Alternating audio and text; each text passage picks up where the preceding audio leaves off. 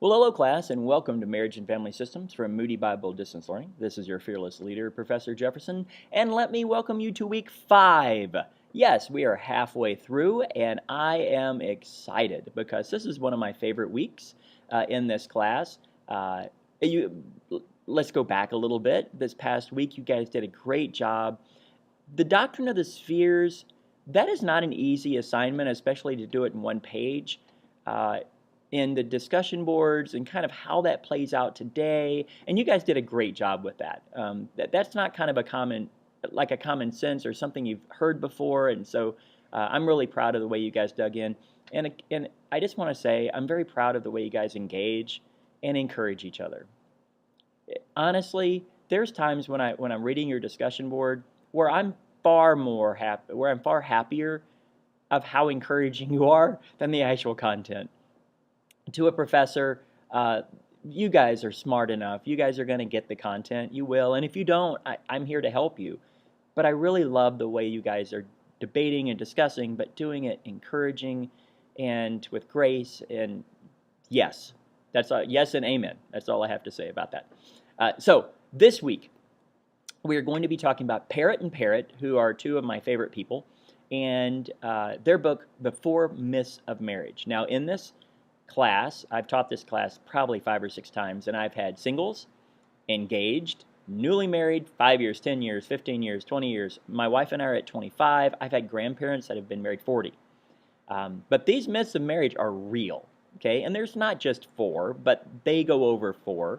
And so what you're going to do, one of your assignments is you're just going to write me a summary of the 4, how you understood them, and for your discussion board, you're going to talk about which one you are most vulnerable to, okay? That's going to be fun.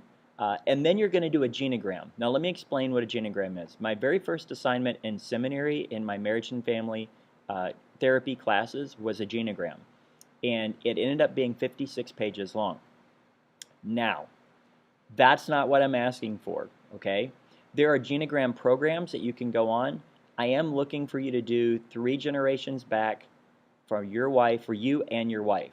This is not a 56-page paper. This is a 1-page summary of what you learned. And in particular, did you learn something new? That's what I'm looking for, okay? Did you learn something new? Did you see a pattern? Students have said, man, I didn't realize how much alcoholism was in my family. I didn't realize this. I didn't realize that. Or I've had students learn, I have an uncle I didn't know about, or I have a cousin I didn't know about, or all kinds of crazy stuff. It's just a 1-page summary. Do not turn the genogram in, just the summary, okay? And let's talk about the 4 myths of marriage real quick. Number 1, we expect the same thing from marriage. Yeah. No, not with my wife and I. We did not. It was very different. I was raised with a mother who stayed at home and who taught me that kids that rode the bus, their parents were evil and terrible parents because they didn't take them to school, because they chose to work. In other words, I was raised pretty dysfunctionally in that situation. And my wife was raised by a very independent single mom, and we had very different expectations of what marriage was.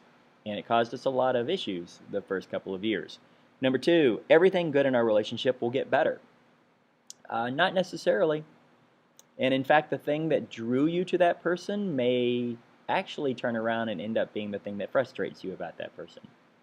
Number 3, everything bad in my life will disappear. I particularly hear this myth with young men that are struggling with sexual compulsivity.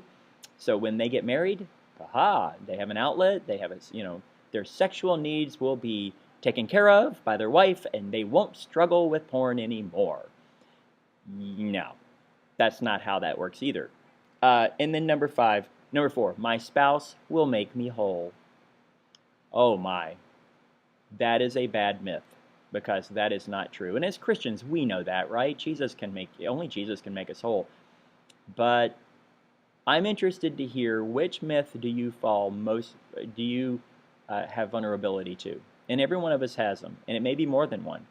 And I'm going to ask you to be vulnerable. I'm going to ask you to be a little transparent and just tell us what you think.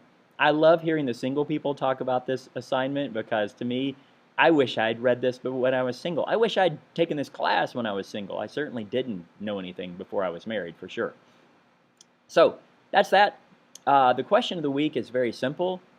I'm going to say a single word, and you tell me what you feel about it. Winter. Tell me how you feel about it. Winter. For some people, that's a dirty word. For some people, it's a great word. Winter. So thank you for praying for my daughter who rode out Irma in Orlando. It was not good. It was a very scary night. But thank you for that, and my sister-in-law. And the bell is ringing. That means my 7th graders will be here in just a minute.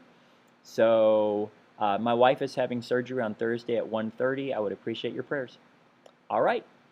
Any questions? Any prayer requests? Let me know. Onward and upwards.